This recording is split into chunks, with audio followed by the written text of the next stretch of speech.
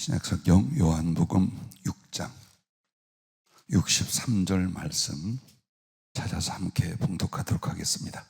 살리는 것은 영이니 육은 무익하니라. 내가 너희에게 이른 말은 영이요 생명이라. 아멘.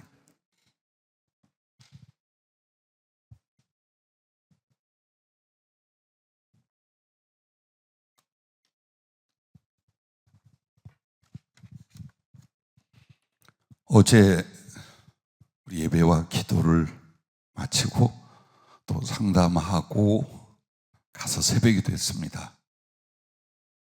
오늘도 주님이 사랑하는 이들을 위해서 말씀을 주실 것 같아 묵상을 하는데 생명이라는 제목과 주제를 주셨어요. 그래서 오늘 요한복음 6장 63절에 나오는 말씀 그대로 살리는 것은 영이니 육은 무익하니라. 내가 너희에게 이런 말은 영이요 생명이라. 이 말씀을 통해서 생명이란 게 무엇인가? 하나님이 우리에게 구원하시고 주시는 그 영원한 생명, 그게 과연 무엇이며 어떻게 우리에게 임하며 그 생명의 기능과 역할이 무엇이고 또 그 생명은 어떻게 다른 영혼들에게 주어지며 구원의 역사를 이루는가? 잘 압니다. 알 듯 합니다.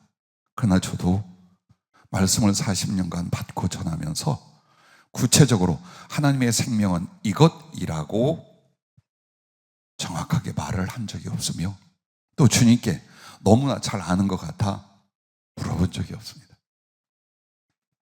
새벽 내내 그리고 일어나서도 여전히 성령으로 주님이 이 생명에 관한 말씀 그리고 그 생명 안에서 우리들의 사명으로 살아갈 삶에 대해서 계속 일러주시고 말씀을 해주셨습니다. 그러므로 먼저 여러분과 내가 궁금해하고 또 다른 사람들에게 능히 가르쳐줘야 할 하나님의 생명, 영원한 생명, 과연 이 하나님이 주시는 그 생명이란 무엇이며 어떻게 얻고 누리는가를 꼬박꼬박 받아 적었습니다.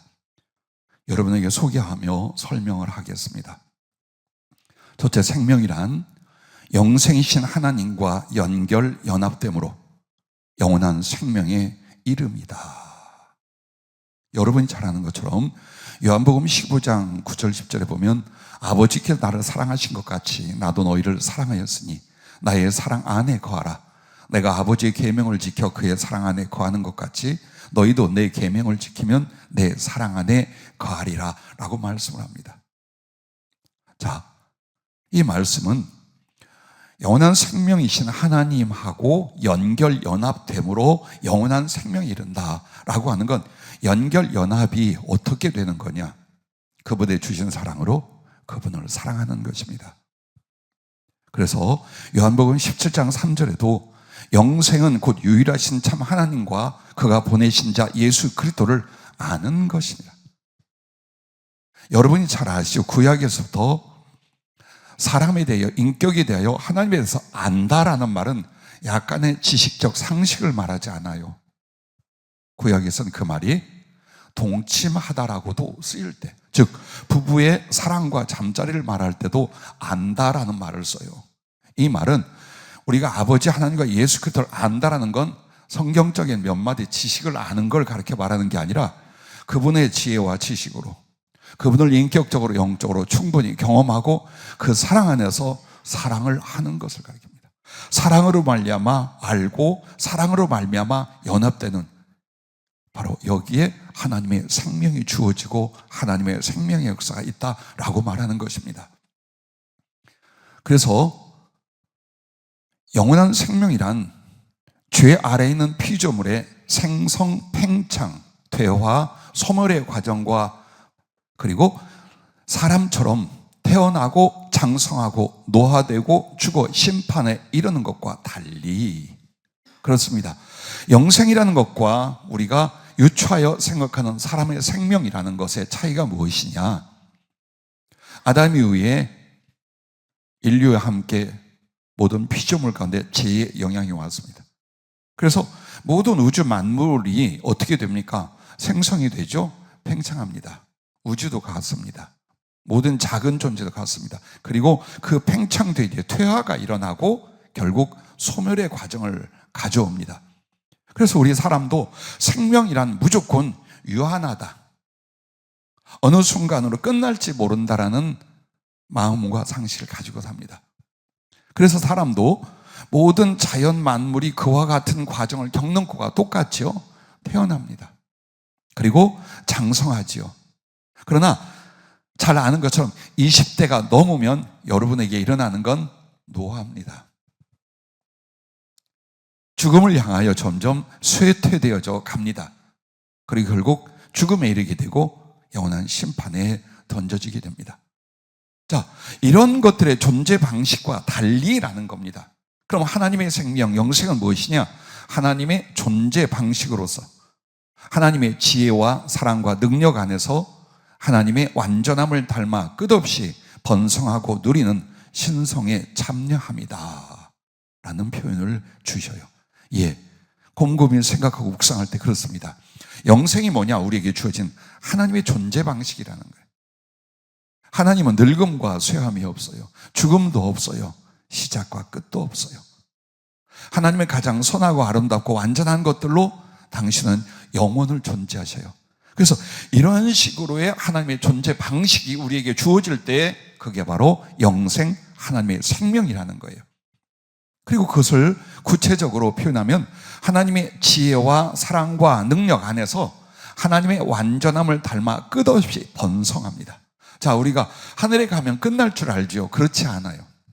하나님의 나라에선 무한하게 진보하고 성장하고 깊어져 가는데 목표가 바로 하나님의 형상, 하나님의 존재입니다. 그분의 완전하심을 위하여 성품도 존재도 점점 닮아가고 쫓아가는 바로 그런 번성입니다. 그리고 그것을 누리는 것입니다. 그것은 바로 신성에 참여하는, 즉 하나님의 속성, 하나님의 존재, 은혜 안에 참여하는 존재들이 되는 그것을 가르쳐 말합니다. 그러므로 베드로후서 1장 4절에도 이로써 그 보배롭고 지극히 큰 약속을 우리에게 주사 이 약속으로 말미암아 너희가 정욕 때문에 세상에서 썩어질 것을 피하여 신성한 성품에 참여하는 자가 되게 하려 하셨느니라 라고 말씀을 합니다. 두 번째 분단으로 넘어가면 이런 표현을 주셨습니다. 하나님의 속성을 본받고 그 나라를 상속함의 영생은, 자, 우리에게 영생이라는 걸 이제 구체화시켜서 하나님의 속성을 본받고 그 나라를 상속함의 영생은 그 맏아들 예수 그리스도의 형상을 본받는 하나님의 아들 자녀됨이고입니다.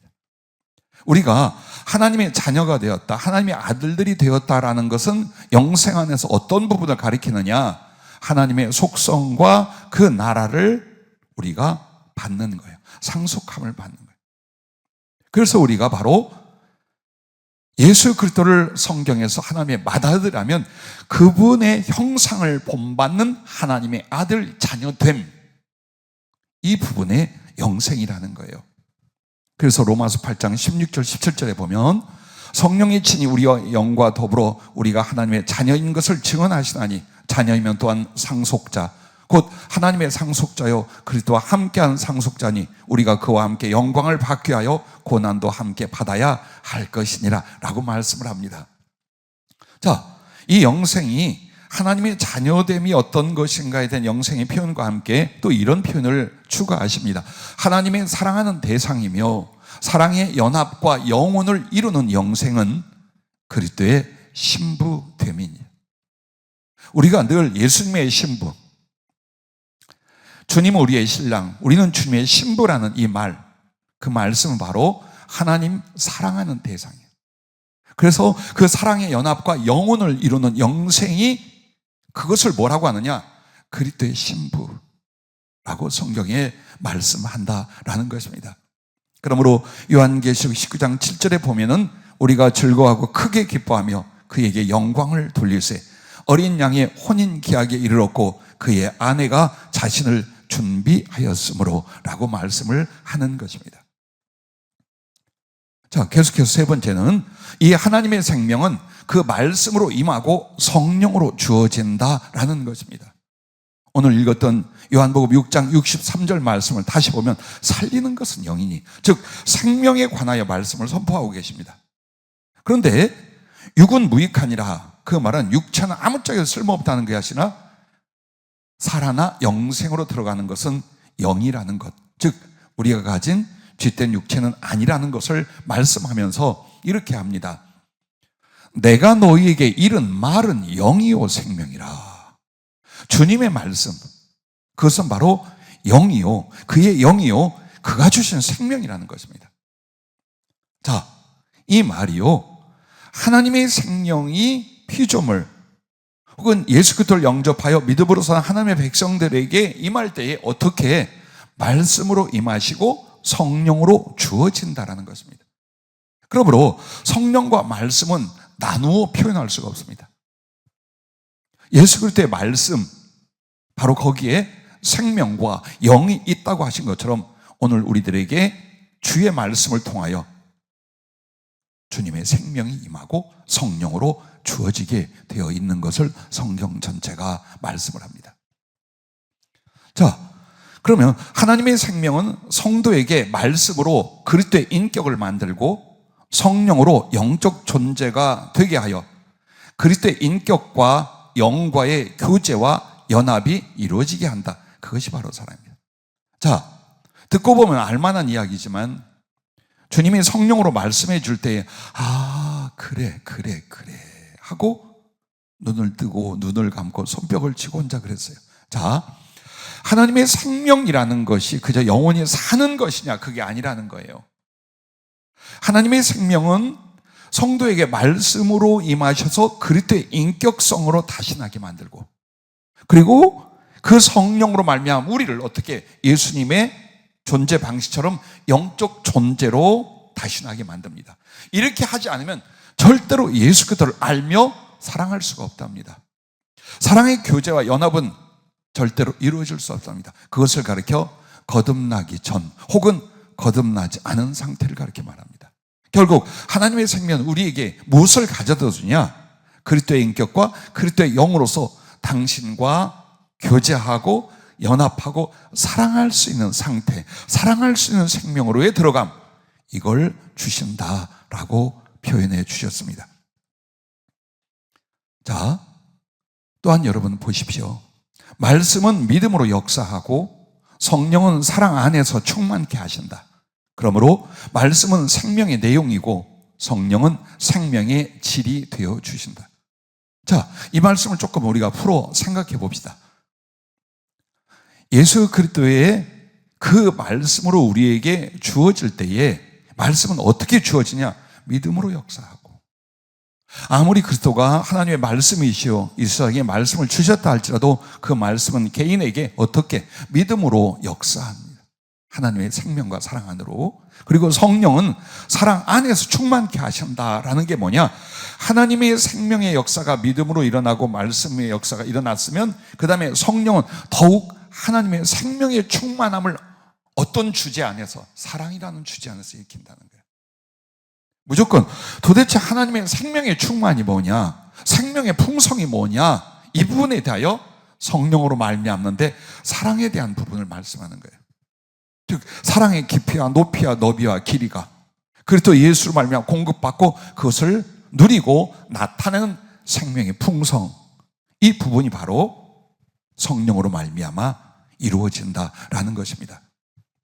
그래서 말씀은 생명의 내용이고 성령은 생명의 질이 되어 주신다. 즉 우리가 하나님의 생명이 무엇인가라고 할 때 그것을 구체적인 지식으로 가르쳐 주는 게 뭐예요? 말씀이라는 거예요.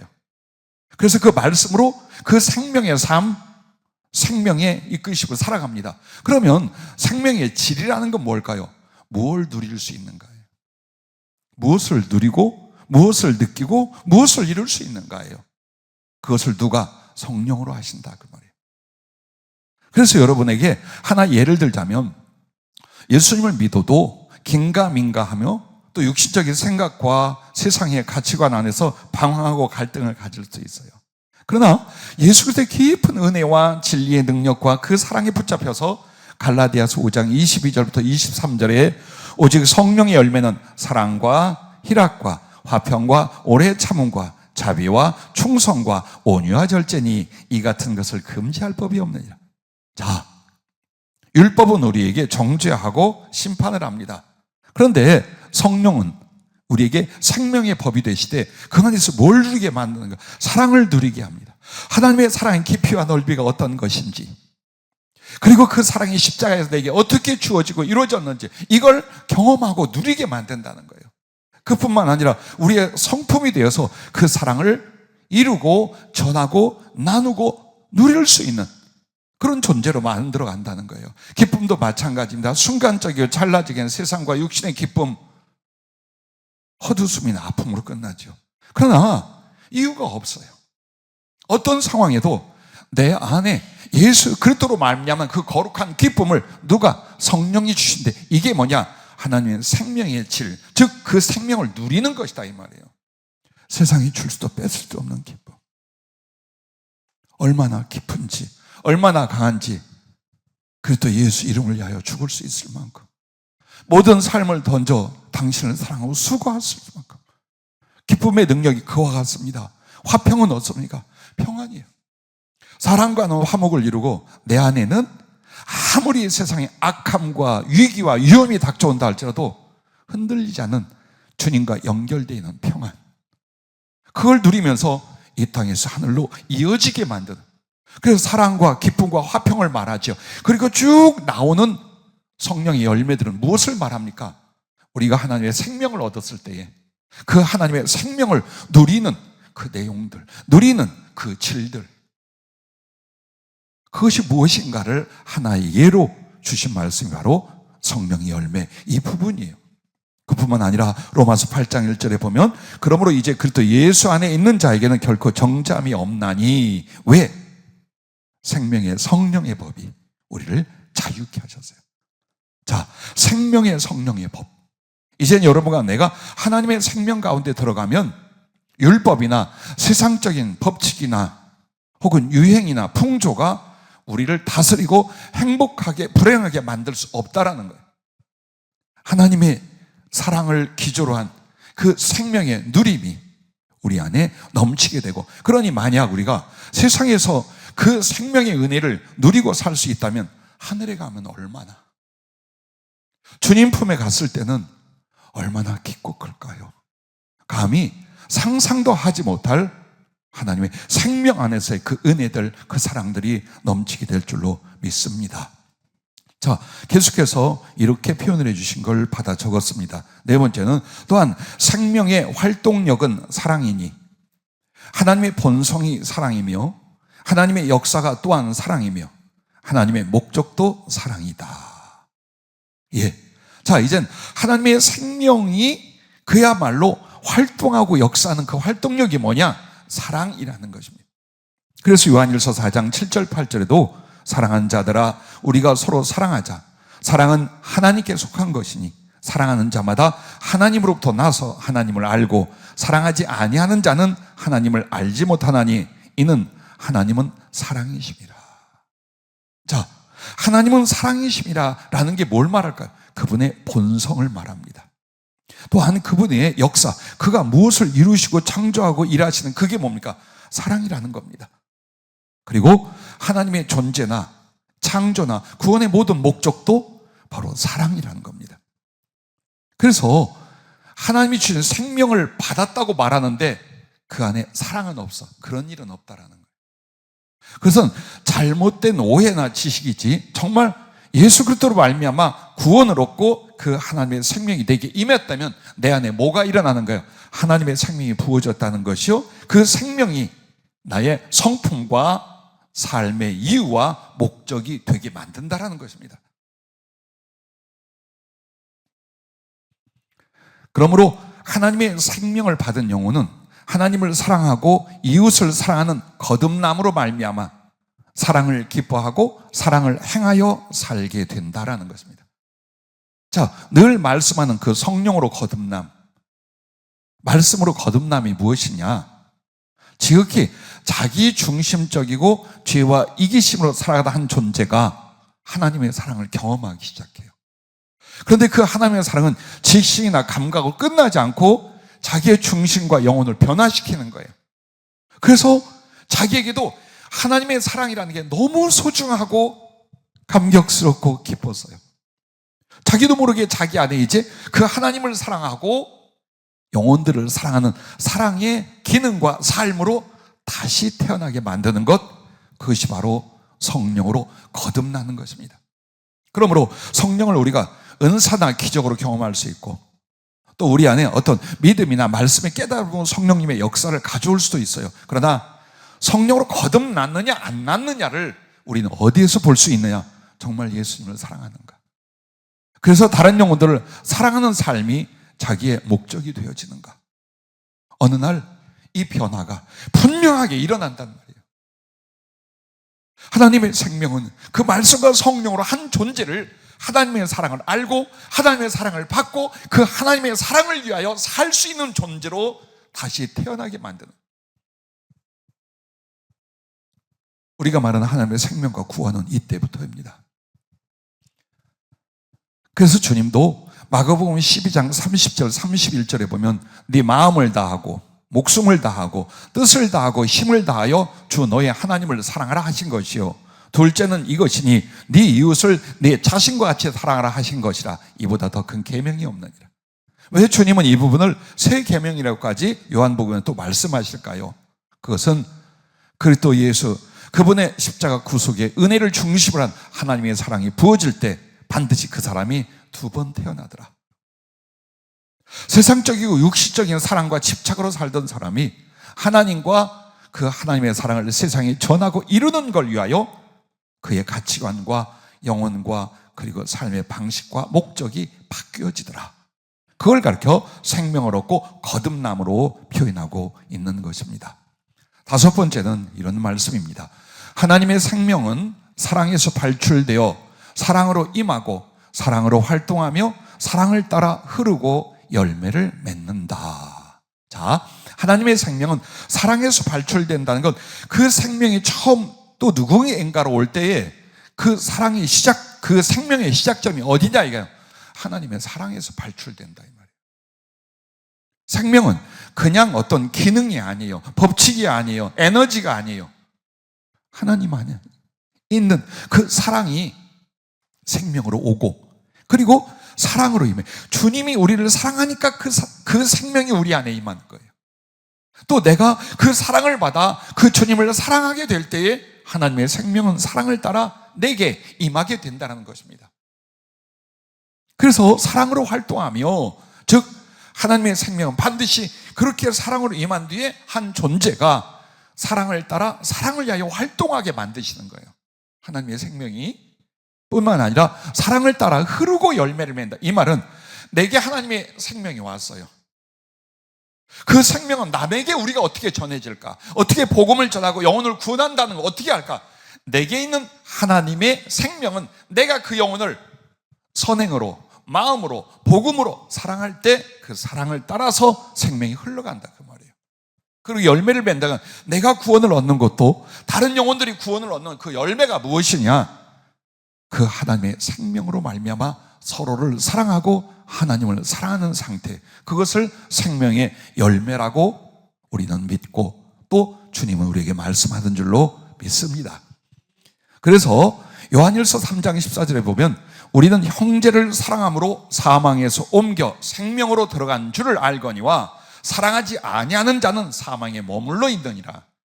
아무리 내가 어떤 경험과 간증을 말한다 해도 지금 내가 주님을 사랑하고 영혼을 사랑해, 그러면 맞아요. 그런데 내 안에 사랑하고자 하는 이유나 말씀의 명령은 있는데 이게 잘 안 돼.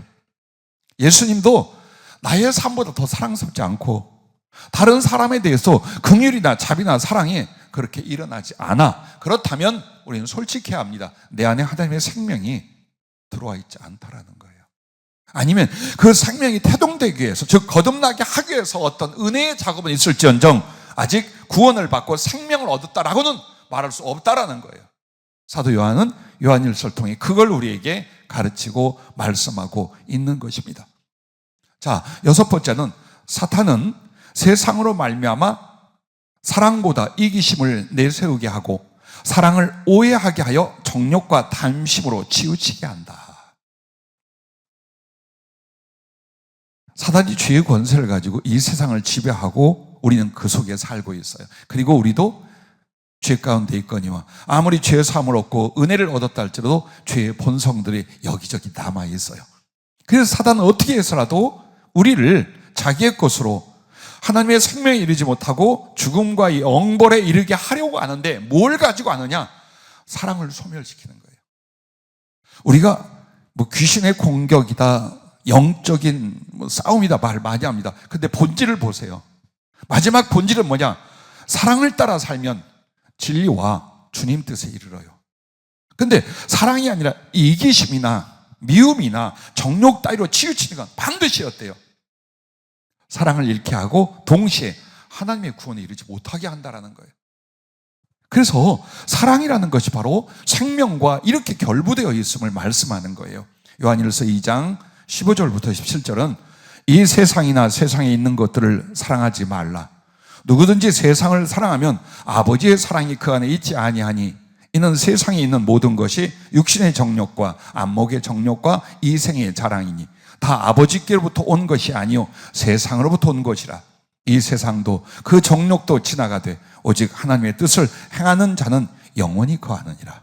여기에서 하나님의 생명, 영생에 대해서 말씀을 하는데 그것을 뭘로 분류합니까? 세상적인 사랑이냐 아버지께 온 사랑으로 사랑하느냐 이걸 말하고 있는 거예요. 그래서 세상적인 사랑이라는 게 육신의 정욕과 안목의 정욕과 이생의 자랑으로 치우치는데 이걸 오해하여 이게 사랑이고 행복이라고 생각하게 만드는 거예요. 그리고 사랑이라고 말하지만 자기 중심적 이기심으로 치우치게 사람들을 만드는 거예요. 심지어는 교인이나 성도들까지 그렇게 만드는 거예요. 어떻게 해서 그 영향을 주는 거예요? 나타나면 좋지요. 꿈에라도 나타나거나 혹시 환상 중에 나타나면 예수 이름을 물러가라. 여러분이 아마 주먹질하며 싸울 거예요. 그런데 여러분의 육신과 여러분의 마음을 이해해주고 긍휼히 여기고 편들어주는 것처럼 너 어렵잖아. 너 힘들잖아. 네가 먼저잖아. 나중에 남을 도울 수도 있고 또 그는 너무 싸가지가 없었어. 그 사람은 정말 나쁜 놈이야. 이렇게 하면서 점점 우리에게 육신적인 사랑이나 육신적인 것들로 치우치며 진정한 영적 사랑, 하나님의 사랑으로부터 떠나가게 만든다라는 걸 말합니다. 또한 교만으로 말미암아 사랑을 무시하게 되고 죄악을 사랑하게 하여 사랑의 하나님을 증오하게 한다. 누가? 사단은 그렇게 한다는 거예요. 교만이 무엇입니까? 하나님보다 내가 우선이고 하나님보다 내가 소중해요. 세상 사람은 당연하냐 신자 중에도 그 영향을 받게 만든다라는 거예요. 오직 주님이 모든 것에 뛰어나신 나의 하나님, 나의 왕, 내 생명, 나의 주. 나는 그의 피조물, 죄인 중에 긍휼을 얻은 자. 그리고 이제는 당신을 위하여 살고 죽을 주님의 종. 이 겸손의 의식을 가져야 되는데 이걸 자꾸 못 갖게 만드는 거예요. 예수 믿는 것도 너를 위해서 아니겠느냐? 하나님의 일을 하는 것도 네가 행복해야 되지 않겠느냐? 뭐가 있어야 주의 일을 하고 사랑도 하는 것이지. 그렇게 하면서 점점 자기를 위하고 자기를 높이는 교만 속으로 들어가면 사랑을 무시하게 됩니다. 사람이 교만해지면 섬김이라든지 자비라든지 긍휼이라든지 겸손이라든지 그 사랑을 멸시하게 됩니다. 그리고 죄악을 사랑하게 하여 사랑의 하나님을 증오하게 만든다. 왜 하나님이 싫어? 왜 하나님이 미워? 왜 하나님을 멸시해? 그 하나님은 의를 가리키고 사랑을 말씀하기 때문이에요. 그런데 의와 사랑이 자기들에게 맞질 않아. 가치관도 행복도 거기가 있지 않아. 그러므로 하나님에 관한 것들을 조금이라도 듣거나 생각해 본 사람은 싫어하고 미워하는 거예요. 우리 같으면 그렇지 않을 텐데라고 하잖아요. 그러나 분명히 사단은 그렇게 만들어갑니다. 그리하여 영혼들이 하나님의 생명에 이르지 못하게 한다라는 거예요. 이게 사단의 방법이에요. 쉽지요. 어떻게 보면 사랑을 따라 살지 못하게만 하면 돼. 그러면 하나님의 생명이 임할 수 없어. 하나님의 생명의 풍요가 그 영혼에게 이루어질 수가 없어요.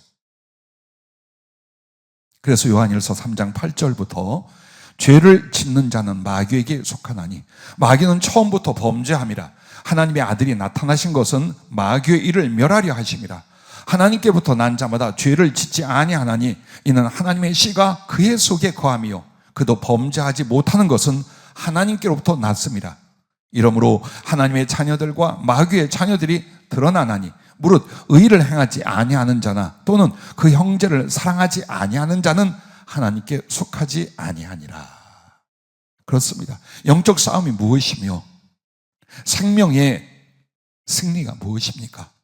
하나님을 쫓아 그 거룩한 사랑을 하나님과 영혼들에게 나누고 전하는 바로 이 삶이라는 것입니다. 자, 7번째 이런 표현을 주셨습니다. 그러므로 성도의 사명과 그 삶은 하나님의 사랑으로 생명을 얻었기에 그 사랑의 역사와 소원을 따라 하나님을 경외하고 예수 그리스도를 지극히 사랑하여 세상에 그 사랑을 행하고 전하여 하나님의 생명이 흐르고 넘치게 하는 것에 있다. 이게 바로 성도의 사명과 삶이라는 것입니다. 자, 우리는 어디에서 출발합니까?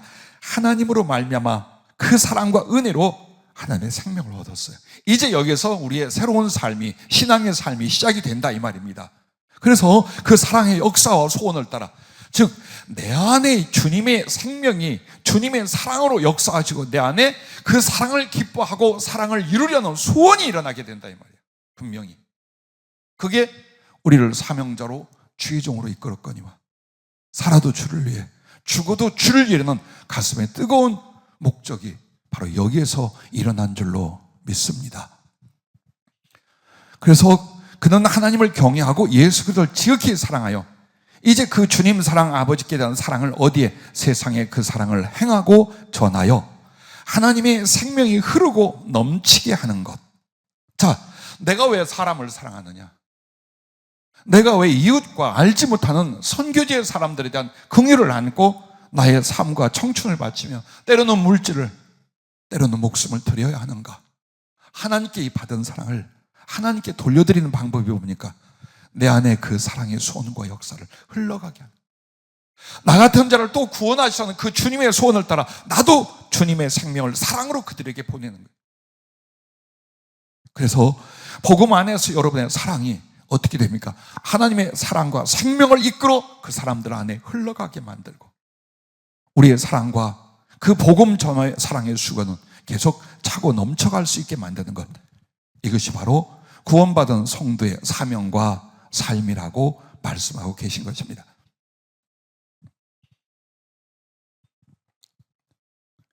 자, 8번째도 이런 말씀을 주셨습니다. 사랑은 선한 양심과 선한 행실로 시작하여 생명을 얻게 하는 것이 가장 큰 사랑이다. 즉 하나님께 받은 생명 안에서 우리가 사랑한다라는 건 제일 먼저 양심이, 중심이 선한 양심이 되는 거예요. 하나님께 대하여, 세상과 사람에 대하여 내가 이기적이고 악하고 거짓되고 착취하고 얼마든지 속일 수 있고, 그것은 하나님의 생명과 사랑하고 아무 상관이 없어요. 그래서 내게도 죄성이 있지만 계속해서 내 안에 거룩한 싸움과 사모함이 뭡니까? 하나님의 선한 성품과 행위와 중심을 닮아가는 것, 여기에 있다 이 말이에요. 그래서 내 안에 선한 것이 쌓이지 않고는 그 선한 것을 남에게 절대로 실행하거나 전할 수 없다라는 겁니다. 그러므로 사랑은 선한 양심과 선한 행실로 시작하여 어디까지? 그 사람을 생명을 얻게 만드는 거예요. 생명이 없는 죽음의 감옥의 그림자에 있는 이 사람들에게 하나님의 생명이 들어가게 하는, 예수 믿어 구원받게 하는 것, 이보다 더 큰 사랑이 없다라는 것입니다. 그래서 성도는 복음으로 말미암는 사랑, 복음을 전하기 위한 사랑, 복음을 이루기 위한 사랑을 위해 살고 죽는 것이다. 주님은 요한복음 15장 12절부터 이렇게 말씀하셨습니다. 내 계명은 곧 내가 너희를 사랑한 것 같이 너희도 서로 사랑하라 하는 이것이니라. 사람이 친구를 위하여 자기 목숨을 버리면 이보다 더 큰 사랑이 없나니. 왜 친구를 위하여 목숨을 버려? 그 친구를 살리려고. 그에게 내가 죽음으로 하나님의 생명이 들어갈 수 있다면 내가 죽음으로 말미암아 그를 살리는 것, 이것이 가장 큰 사랑이라고 말씀하고 계신 것입니다. 9번째는 하나님의 사랑으로 인하여 성도가 어떤 사랑을 행하고 전하고 이루었는가는 생명의 풍성함과 하나님의 상급으로 이어지는데, 그것은 곧 더 크고 영원한 사랑의 존재와 지위와 영광에 이르게 한다라는 것입니다. 이 말씀은요, 여러분과 내가 하나님의 사랑을 받았어요. 하나님의 생명으로 말미암은 그 사랑을 받았어요. 그래서 이제 우리는 어떤 사랑을 사람들에게 행하고 전하고 이루었는가가 내게 주신 하나님의 생명의 풍성함과 장래해 주실 하나님의 상급으로 이어진다라는 거예요. 여러분과 나는 하나님 앞에 크게 쓰임 받기를 원해요. 하늘나라 가면 주님의 가장 가까이 보좌 우편에 있기를 바라요. 그걸 바라지 않는 주의종과 사명자 성도들은 없어요. 그런데 그 방법을 마가복음 10장 43절부터 이렇게 말씀합니다.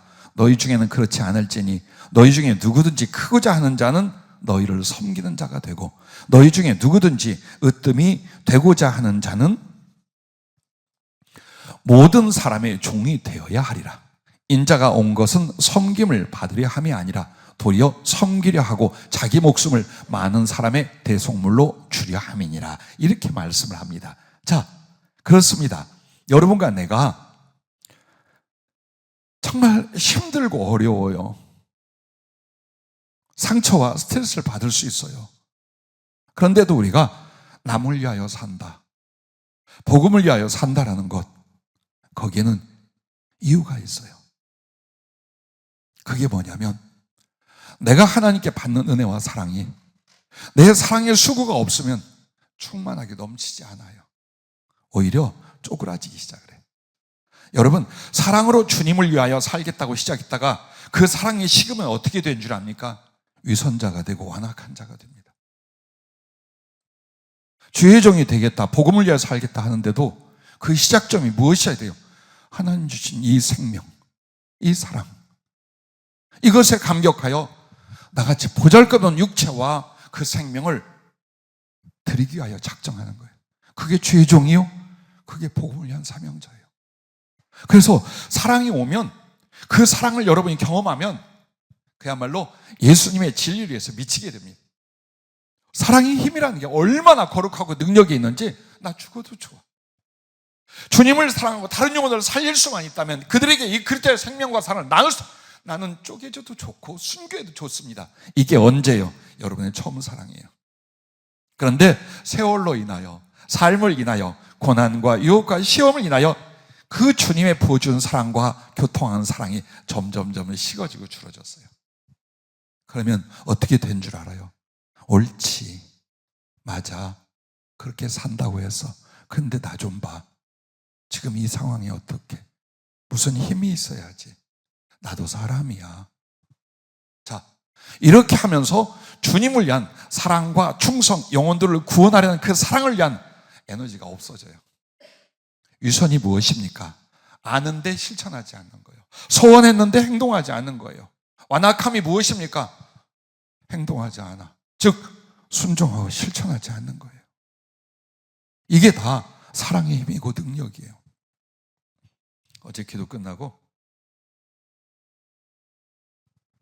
정일은 집사님이 피곤하고 바빠서 상담 안 는다는데 악착까지 했어요. 잠깐 하겠다. 그게 뭐냐면 우리가 교회 주변 어르신들을 두 주에 한 번씩 섬기잖아요. 지원도 없어요. 또 누가 막 나와서 같이 후원도 안 해요.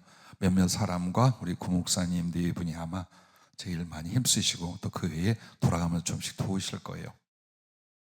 그래서 한 번씩 가서 뭐 그렇게 영접을 받고 기뻐하는 것도 아니지만 나름대로 섬기고 있잖아요. 근데 그걸 매주 하면 어떨까? 전에 그 생각을 할 때 너무 힘들 것 같더래요. 멀리서 와야지요. 여러 가지 수고와 헌신이 너무 힘들 것 같다. 나도 한 주는 쉬어야지 그랬대요. 근데 말씀 듣고 기도하는데 주님의 감동이 오더래요. 근데 그 작은 감동이 사람을 어떻게 하느냐? 눈물이 확 하고 쏟아져. 내가 왜 못해?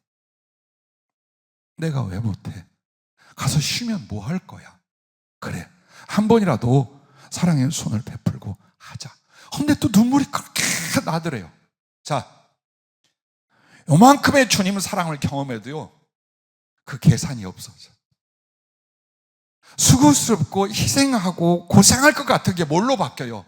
감동으로 바뀌어요. 자원함으로 바뀌어요. 하나님의 생명은 그것이에요. 그래서 하나님의 생명과 사랑이 떨어지지 않는다는 이유가 우리는 사랑하는 삶도 마찬가지라는 거예요. 여러분은 과연 이 땅에서 복음을 중심으로 해요. 어떤 사랑을 이루고 어떤 사랑을 나누고 어떻게 사람을 살며 그래야 하나님께 어떤 사랑의 영광을 돌리려 합니까? 그렇게 할 때마다 여러분은 생명을 어때요? 요한복음 10장 10절에 더 풍성하게 얻고 이 말이 있어요. 어떻게 똑같이 생명을 얻는데 어떤 사람은 풍성하고 어떤 사람은 단촐할 수 있겠는가? 있는 거예요. 하나님께 어떤 긍휼로 구원은 어때? 이 안에 가득한 사랑과 그 사랑의 활동력으로 영혼들을 사랑할 수 있는 그 깊이와 높이와 너비와 길이가 뭐냐? 생명의 풍성함이에요. 위로부터 계속 공급이 돼요. 그리고 자기는 그걸 퍼주고 나눌 수 있어요. 똑같이 하나님의 생명을 얻어 이렇게 풍성하게 받고 누리고 나눌 수 있는가? 아니면 간당 구원을 받을런지 못 받을지 받을런지 못 받을런지 주님을 사랑하는 것도 같고 아닌 것도 같고 그리고 주님을 사랑이나 영혼들을 향한 사랑에 수고를 하려면 자꾸 인색해지거나 걱정되고 염려되고 자 이렇게 해서 하나님 앞에 구원이라는 그 말을 하면서 살아가는 근데 정말 깨워보니까 하나님 나라야 그랬을지라도 그 생명은 풍성한 건 아니었다 이 말이에요. 그리고 여러분이 하나님의 생명을 받고 사랑한 모든 일에는 상급이 따르는 거예요. 그게 뭘까요? 더 큰 하나님의 사랑 주심이에요.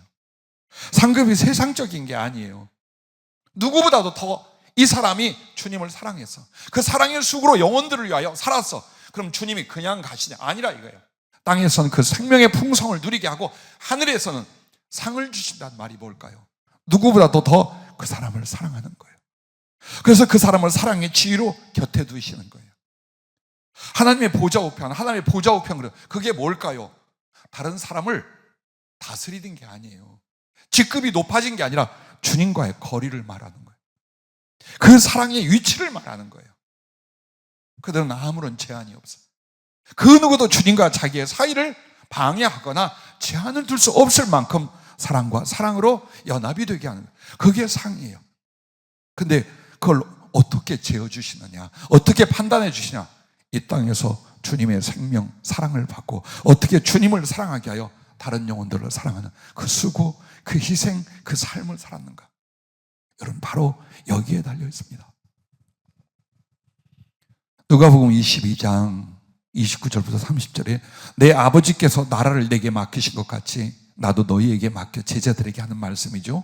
너희로 내 나라에 있어 내 상에서 먹고 마시며 또는 보좌에 앉아 이스라엘 12지파를 다스리게 하려 하노라.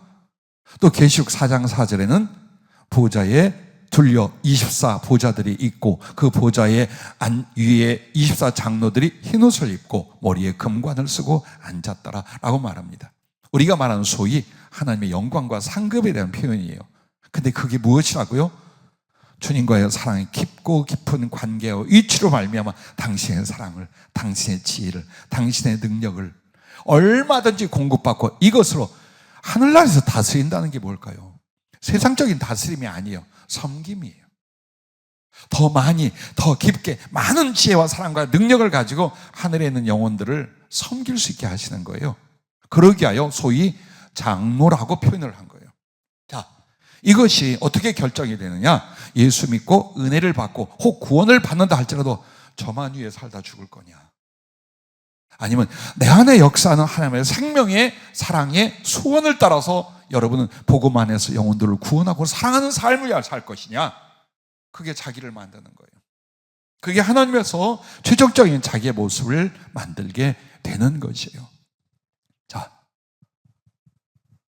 마지막 10번째는 하나님의 나라에서도 하나님의 사랑을 기뻐하고 그 사랑을 주님과 다른 영혼들을 섬기고 행하여 누릴 뿐만 아니라 그 사랑과 행위가 자기에게 사랑의 높이와 깊이와 너비와 길이를 이루게 하여 부활의 때에 최종적 상급과 영광으로 말미암는 그리스도의 형상으로서의 영생으로 들어가게 하신다.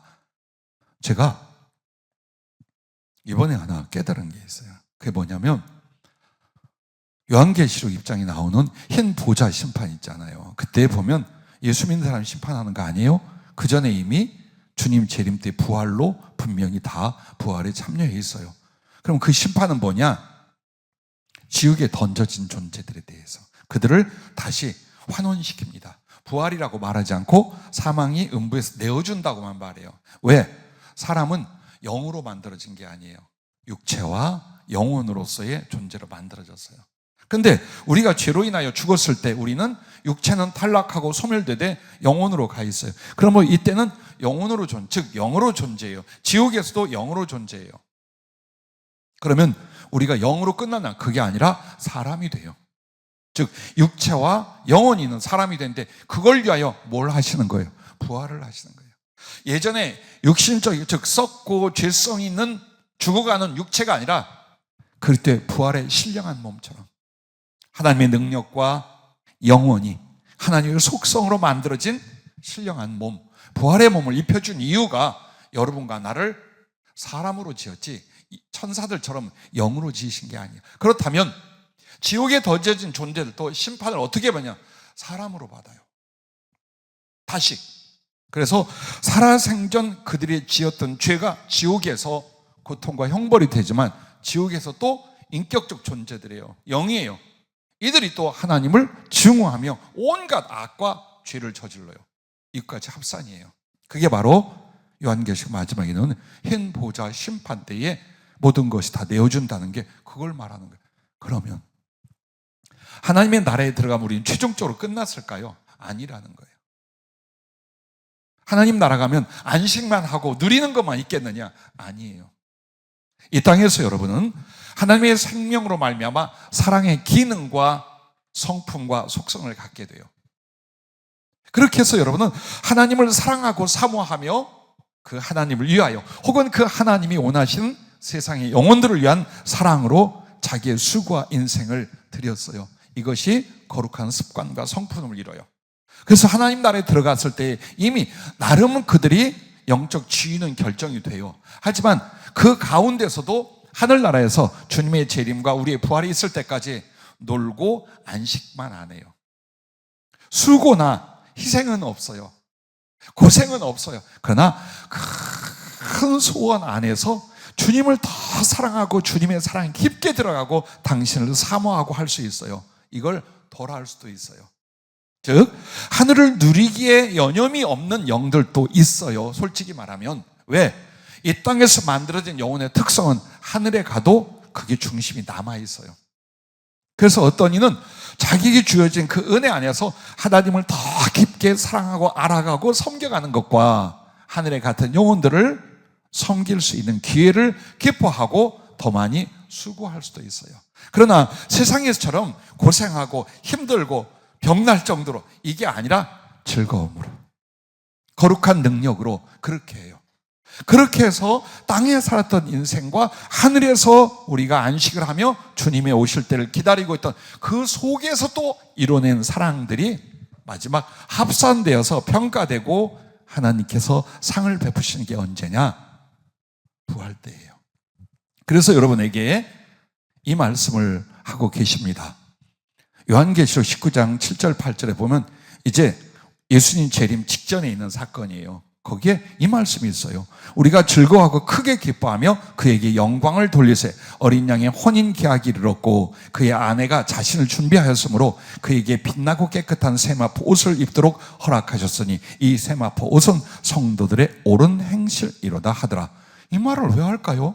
이미 하늘에 올라왔으면 그 하나님의 의의 세마포를 다 입었을 거 아니에요. 근데 이 말을 하면서 거기에 성도들의 옳은 행실이야. 즉 그들의 선행과 사랑의 실천이 뭘로 나타나는가? 상급으로 나타나는 거예요. 언제? 이제 주님과의 그 혼인잔치 바로 뒤에 재림이 일어나요. 성경에 보면 그때에 즉 한마디로 부활의 때에 똑같은 부활이 아니라 그들의 땅에서와 하늘에서 이루고 섬겼던 사랑의 그 크기와 깊이를 따라서 맞는 영광과 지위, 영원한 상급이 결정이 돼요. 그래서 하나님의 생명은 우리를 구원한다는 것으로 와요. 근데 그 내용과 역사가 사랑이셨어요. 그래서 여러분이 하나님 앞에 구원을 받았는지 안 받았는지를 뭘로? 성경을 외움으로 혹은 교리를 가르쳐줘서 그걸 답습함으로, 아니요. 내 안에 하나님께 대한 사랑과 영혼에 대한 사랑이 나의 삶이 되고 목적으로 바뀌어야 돼요. 그게 구원이에요. 그게 하나님의 생명의 역사예요. 그건 누구나 알 거예요. 누구나 자기를 보면 알 거예요. 그래서 우리가 괜히 성경 구절 암송시켜서 믿어라, 구원받아, 그렇게 해서 구원에 이르는 게 아니에요. 그 말씀도, 그 믿음의 행위도 결국 우리에게 무엇을 가져옵니까? 하나님의 생명, 반드시 십자가의 그 주님의 사랑, 그 하나님의 사랑으로 임하고, 우리는 이기적인 인생에서 그 사랑을 나누고 전하는 존재로서의 변화가 일어날 때, 이게 하나님의 생명이고 구원의 거듭남이 이 모습이로구나 라고 인정하고 믿으시길 바라요. 그리고 그것을 더욱 증가시키기 위해서 모든 노력과 사모함을 다할 수 있기를 바랍니다. 한 가지 추가된 건 이겁니다. 그러므로 하나님의 사랑과 생명을 사모한다면 우리가 어떻게 될까? 첫째, 말씀과 기도 안에서 성령으로 하나님의 사랑을 공급받기를 사모하라는 거예요. 오기 전에 바빴어요. 목사님 부부와 또 여기서 양육되고 다시 신학을 준비한 전도사님 등등하고 긴급한 전화 상담을 하고 기도를 해드리는데, 목사님 그 네 분은 제일 큰 아픔과 어려움이 뭐냐? 사역과 생활이 너무 힘들어. 교회를 세우시고 사역을 하는데 성도들이 이렇게 많지 않은 게 또 아픔이고, 또 그들이 제대로 양육되어 은혜로 성장하고 함께 봉사하면 좋겠는데 그게 아니라 계속 로테이션, 말할 수 없는 상처, 아픔 갖고고, 사모님 목사님께 거는 기대에 비하여 열심이 없고 능력이 나오지 않아요. 목사님은 연약하고 정말 죽을 수밖에 없는 생명을 이어가면서 최선을 다하지만 아내와 교인들을 충족시킬 만큼의 은혜가 나오질 않아요. 그래서 지치고 스트레스를 받아서 병이 오고 있어요. 왜 이야기를 하느냐? 나와 여러분의 이야기일 수 있어요. 여러분이 정말 주님을 위하고 복음을 위하여 살아갈 때 어떤 힘으로 갈 것 같아요? 내가 바라고 원하는 교회가 그렇게 성장해주고 많은 사람들이 우호적이고 함께 팀을 이루고 그래서 기도하고 구하는 것만 탁탁 이루어지고, 이게 주의 일 같지요? 그럴 때도 있어요. 그러나 대다수가 말할 수 없는 수고와 인내, 참음과 헌신, 그리고 죽음이에요. 그걸 각오하지 않으면 가지 마세요. 주의 일이라고 생각하지 마세요. 그러나 살아도 주를 위해 살고 죽어도 주를 위해 죽나니 우리는 사나 죽으나 주의 것이다. 이게 가슴에 못으로 박혔다면 가세요, 후회 없이. 그럼 이분들에게 해드리고 싶은 말, 여러분과 나누고 싶은 말이 뭐냐? 위로부터 계속 말씀과 성령을 통한 주님 사랑의 공급이 일어나야 돼요. 절대 우리의 인격과 개인적인 힘으로 주의 길을 못 가요. 고난과 가난과 역경 속에서 기뻐하고 사랑하고 능력의 주의를 절대로 못 갑니다. 어느 것이라도 여러분은 영적 훈련이나 신앙생활, 그리고 하나님의 사람으로 살아가는 준비가 뭐냐? 예수님하고 사랑의 깊이를 이루는 거예요. 그래서 말씀과 기도 안에서 성령으로 하나님의 사랑을 이게 가능하냐 이거예요. 어디를 가도, 어느 선교지나 어느 고난의 자리에 갈지라도, 혹시 감옥에 간다 할지라도 사도 바울처럼 스데반처럼 위에서 부어지는 주님의 사랑이 있어요. 이것을 인격과 존재로 경험하고 주님과 교통할 수 있는 사랑이 있어요. 주를 위해 살고 죽을 수 있습니다. 그러나 이게 안 되는데 사명이라 직분이라 하고 집어넣죠. 10번 쓰러집니다. 100번 무너집니다. 수없이 많은 신학교를 거쳐 얼마나 많은 사명자와 주의종이 1년에도 우리나라에 얼마나 많이 쏟아지는가. 미국 아틀란타에 갔을 때에 거기는 목사님들이에요. 무인 목사님이 수만 명이 와 있대요. 조지아주에 수만 명이 있다. 한국 목사. 왜? 택시 운전도 하고 막일도 하고 청소도 하고. 한국에서 사역이 안 되면 미국에서는 될 줄 아는 거예요. 도피처가 되는데 사역이 아니에요. 혹시 그렇게 갈지라도, 혹은 어느 나라, 이 나라 안에 있을지라도 중요한 건 어때요? 끊임없이 주님의 사랑을 공급받을 수 있는 그 신앙, 그 은혜, 그 기능 속에 들어가야 된다는 거예요. 그래서 여러분과 나는 사랑의 교제, 거룩한 사귐 안으로 들어가셔야 돼요. 신앙생활이 하는 게 그냥 막연히 좀 듣고 그 안에서 생각해보고 의지적으로 움직여보고 이걸로가 아니에요. 하나님의 생명은 어떻게 온다? 사랑으로 와요. 그래서 로마서 5장 5절에 소망이 우리를 부끄럽게 하지 아니함은 우리에게 주신 성령으로 말미암아 하나님의 사랑이 우리 마음에 부음받됨이에요.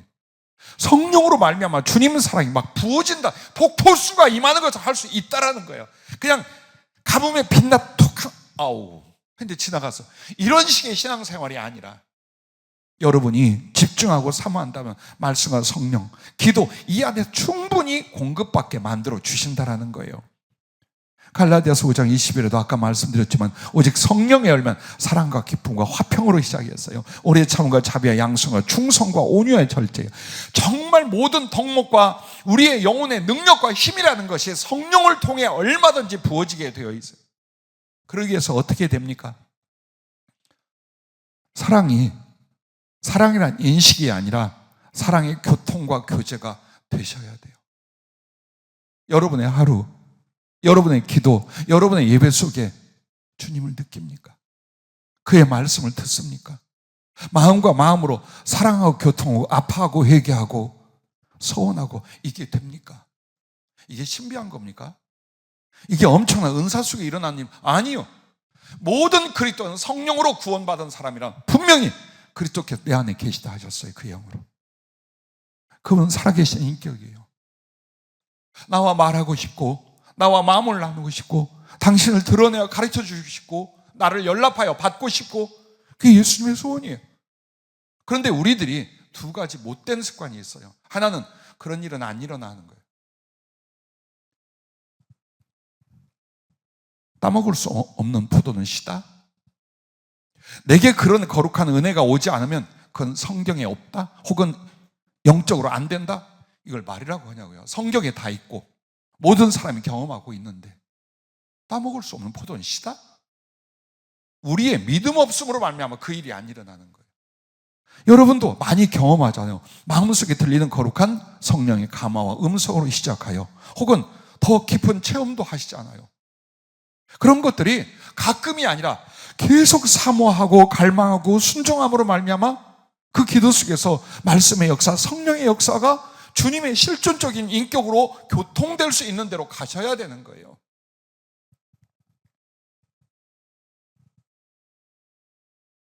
모든 신앙인들이, 성경의 인물들이 다 그렇게 하셨잖아요. 그래서 우리가 어떤 일을 하거나 목표를 이루기 전에 뭘부터 해라? 주님과의 사랑부터 해라. 정말 마음으로 실제로 주님과의 사귐, 주님과의 교통, 주님과의 교제가 내 안에 넉넉. 여기에 뭘 걸어야 돼요? 목숨을 걸어야 돼요. 육체가 이거보다 더 앞서고 육체의 일들과 염려가 이거보다 더 앞서죠. 절대 주님과의 깊은 사랑의 교통은 안 일어나요. 안 일어나요. 그것은. 왜? 내 사모함과 사랑이 다른 데가 있어요. 사람이나 물질이나 세상으로 가 있어요. 그러면 주님이 아무리 내게 말씀하고 당신을 나타나 교통하려고 해도 그것이 벽이 되어 막혀 있어요. 그것이. 그래서 안 되는 거예요. 그래서 여러분들은 모든 걸 제쳐놓고 제일 소중한 것, 내 신앙과 인생이 제일 중요한 건 그 주님하고 그 하나님하고 실질적으로 사랑하는 문제예요. 요한일서에 사도 요한은 뭐라고 합니까? 아버지 안에서 우리의 사귐이라고 말합니다. 그것은 성도와 성도의 사귐만이 아니라 아버지와 주님과 함께하는 사귐이에요. 그래서 여러분이 성도의 사귐이 있는 것처럼 주님과의 사귐이 말씀과 성령 안에서 있어져야 돼요. 그래서 계속 부어지는 그 성령을 통한 예수님의 마음, 예수님의 뜻, 예수님의 사랑, 예수님의 메시지, 예수님의 나타남, 예수님께서 나와 교제하고 연락하심, 이게 여러분한테 일어난다면 어때요? 물질로 육신의 연약함과 강건함으로 좌우되지 않겠죠? 고난이나 역경이나 가난이나 그래도 주님 앞에 기뻐하며 힘을 낼 수 있겠죠? 근데 이게 텅 비었어. 그런데 어느 날 내가 주를 위해 살겠다, 복음을 위해 살겠다 했어요. 막상 부딪혀보니 어때요? 이처럼 힘들고 어려운 게 없어요. 이것처럼 허무하게 보이는 게 없어요. 누가 나를 알아줘요? 누가 월급을 제대로 줘요? 누가 나를 뒷바라지하고 내 노후를 책임져요? 엄청나게 염려가 밀려옵니다. 주를 위해 산다는 사람들에게 옵니다. 그러나 그럴지라도 내 안에 계속 나는 알아. 주님이 내 안에 계신 것과 나와 사랑하는 것. 그게 억만금보다도 천만인의 사랑보다도 훨씬 강합니다. 훨씬 중요합니다. 그래서 주님 우리를 부르실 때에 말씀 주고 성령 주고 생명이라는 게 뭘까요? 사랑의 교통이 된다는 거예요. 주님과의 사랑의 교제가 되고 그것이 내게 쌓이고 넘치게 만드는 바로 이 과정이 우리에게 있어야 된다는 것입니다. 여러분과 내가 잘 아는 것처럼 바울이 억측을 부리고 핍박자의 포행자로 어긋장나 있었어요. 그때에 부활의 주님을 만났죠. 그리고 그 빛 가운데 그가 눈이 멀었어요. 이끌려 다메섹으로 들어갔을 때에 누구를 보냈어요? 아나니아라는 제자를 보내어 그에게 성령을 받게 하셨습니다. 자, 그리고 나서 어떻게 살았을 것 같아요? 그걸로 끝났을 것 같아요. 그 성령은 왜 부어주셨을까요? 그 눈은 왜 다시 비늘 같은 걸 떨어뜨려서 열었다고 했을까요? 단지 물체를 보는 눈만 열었을까요? 그리스도를 아는, 그리스도를 보는, 그의 말씀을 듣고 볼 수 있는 영적 교제의 상태로 들어갑니다. 그러기를 십수년을 하며 그는 야인으로 개인 전도자로 살아요. 사도 언제 됐느냐? 한참 지났어요. 아무것도 없는 것 같은 그 외로움과 아픔 속에서 사도들마저 교제의 손을 내밀지 않고 자기가 무엇을 어떻게 할지 몰라요. 그러나 날마다 그 기도와 말씀 안에서 주님과의 거룩한 교제와 은혜에 붙잡혀 있을 때에 바나바가 사도행전 11장에 그를 찾습니다. 그리고 함께 사역을 하고 사도행전 13장에는 어떻게 됩니까? 안디옥 교회에서 함께 기도하다가 성령이 그를 어떻게 합니까? 세계 선교를 바나바 파송을 하고 그리고 얼마 뒤에 가면 뭐라고 하는 줄 압니까? 두 사도가 라고 말해요. 즉 주님의 직접적인 12 제자 외에 바나바와 바울이 사도라고 칭함을 받게 돼요. 자, 그렇게 되고 말할 수 없는 고통과 괴로움, 버림받음과 배반, 매를 맞음과 죽음의 위협, 강도의 위협, 죽었다가 살아남 수없이 많은 날들이 있었어요. 어떻게 이겼을까요? 그도 우리와 똑같은 성정이에요. 그도 한 인간이에요. 그도 아프고 그도 행복이 필요하고 그도 사랑이 필요한 사람이에요. 근데 어쩌면 그렇게 철저한 고난과 가난과 역경을 당하면서도 기뻐했고 충성할 수 있을까요? 그게 바로 주님과의 교제였던 거예요. 고린도후서 12장에 어떤 말이 나와요? 내가 주 안에서 환상과 계시를 자랑하리라 하고 하나님 보좌 삼층천에 갔던 사람의 이야기를 자기가 아닌 다른 사람의 이야기로 합니다. 하늘나라에 가서 말할 수 없는 신비한 말을 듣고 이런 이들도 있다. 바울이 아니었을까요? 바울이 안 했을까요? 즉 그가 이 땅에서 매일매일 주님과의 깊은 사랑과 그 교통은 어디까지 이어져요? 하늘나라를 갔다 오는 것까지로 이어져요. 자, 여러분이 잘 아는 사도 요한을 보십시오. 가장 젊었어요. 어렸어요. 막둥이였어요. 사랑하는 친형은 첫 번째로 야고보가 순교를 당해 죽었어요. 그 많은 동지들이 한 명씩 죽어갔어요. 심지어는 아들과 같고 제자와 같은 디모데도 그의 시신을 요한이 거두었어요. 어머니처럼 모셨던 주님의 모친 마리아도 떠났어요. 죽고 싶었어요. 복음 전하다가 장렬하게 순교하고 싶었어요. 전승에 의하면 몇 번 아무리 죽이려도 안 죽어. 그것을 어떻게 이겨냈을까요? 주님과의 교제였어요. 그 증거가 어디에 나옵니까?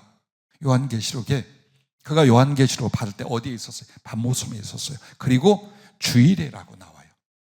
항상 기도하고 예배를 드리던 어느 날 주일날 성령의 감동으로 그를 이끌어 주의 보좌 앞에 갔어요. 그리고 장차 일어날 일들과 7교회 보낼 것을 전해주셨어요. 즉 요한계시록은 뭐의 산물이에요? 주님과 요한의 교제 속에서 나온 그 산물이에요. 자, 우리의 인생과 우리의 신앙과 우리의 사명을 생각해 보십시오. 주님하고의 실제적 깊은 관계의 교제, 그래서 말씀이 오고 성령이 임하고 나를 치료하고 나를 고치고 나의 마음과 나의 삶을 아뢰어서 그분이 연락하고, 이게 없이 여러분과 내가 어떻게 그 생명의 풍성함과 그 거룩한 사랑의 능력으로 주님을 사랑하고 복음을 위하여 우리를 바칠 수 있겠습니까? 여기를 먼저 힘쓰라는 거야. 얼마든지 주시고자 해요. 목마른 자 와서 마셔라. 값 없이 돈 없이 와서 마시라. 즉 사모함만 일어난다면 말씀으로 성령으로 얼마든지 주님이 여러분과의 개인적 깊은 사랑의 교제와 관계를 가져줄 수 있다라는 거예요.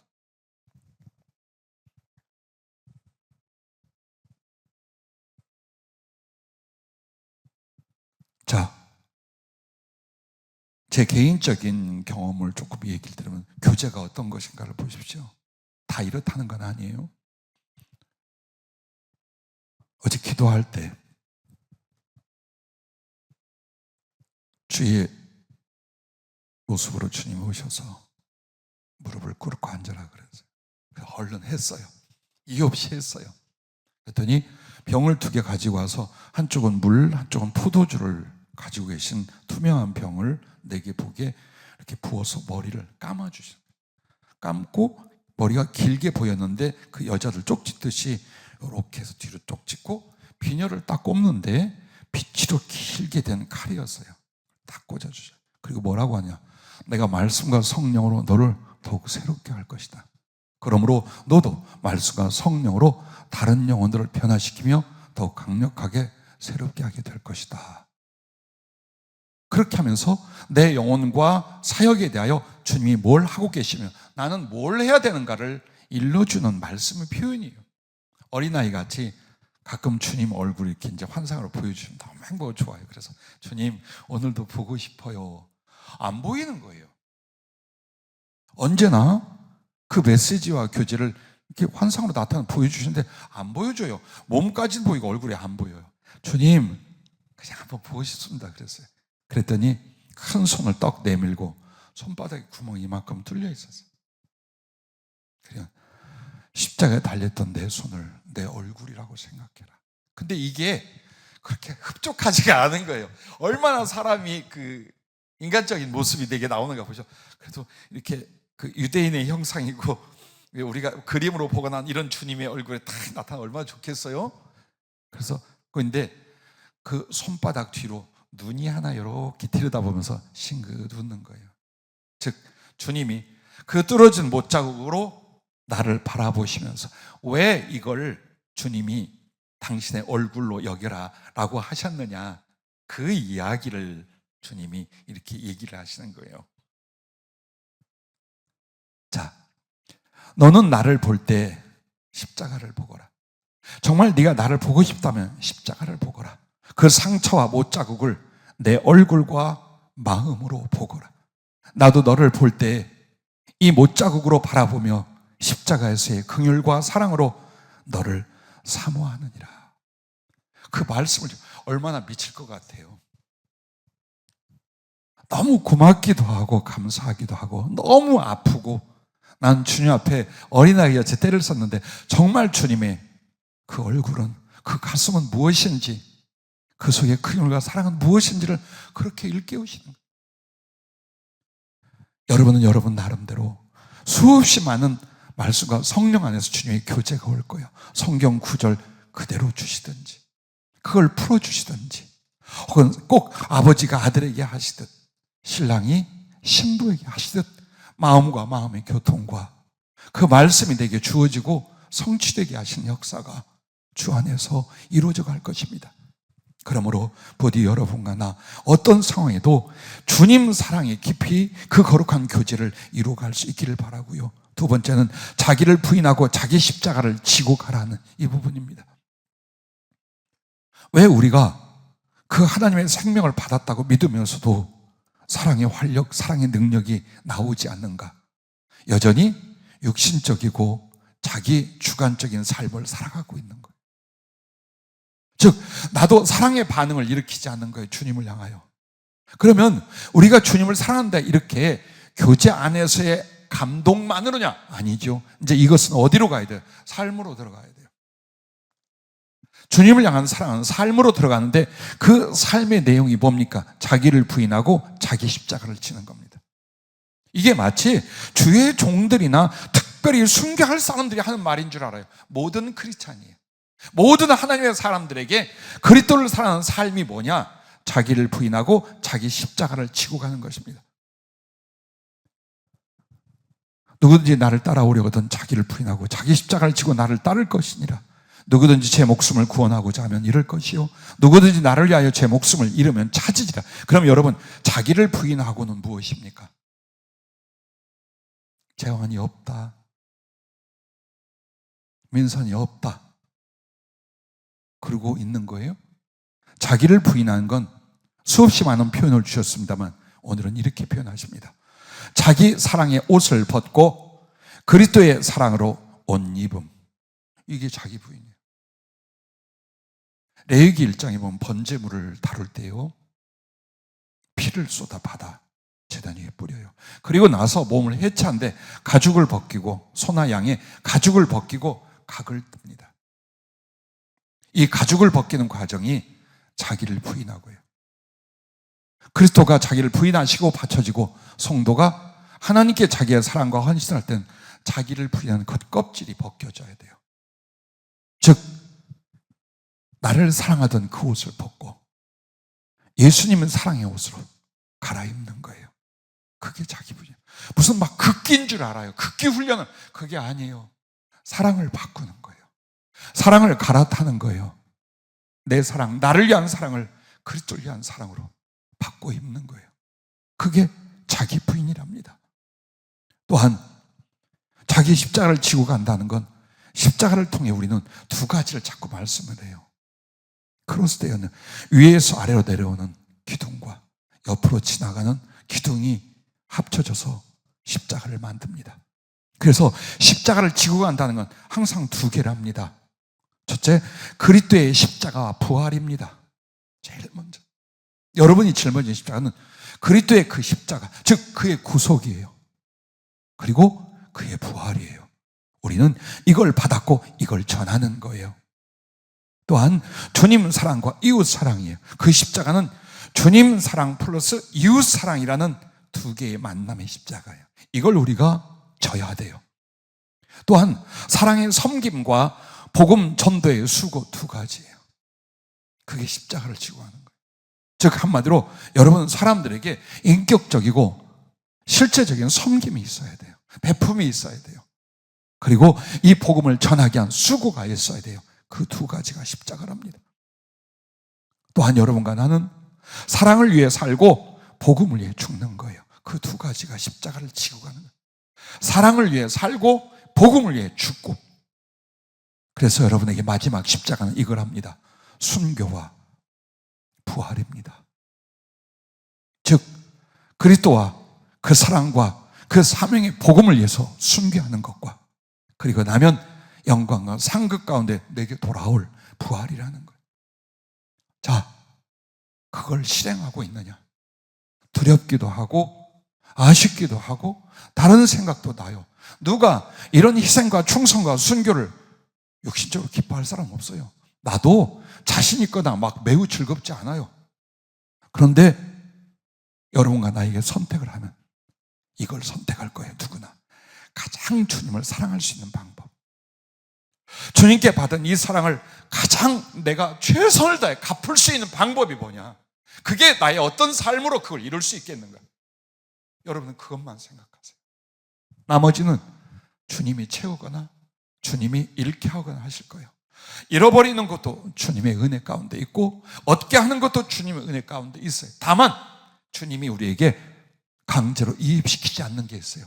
주님을 향한 사랑이에요.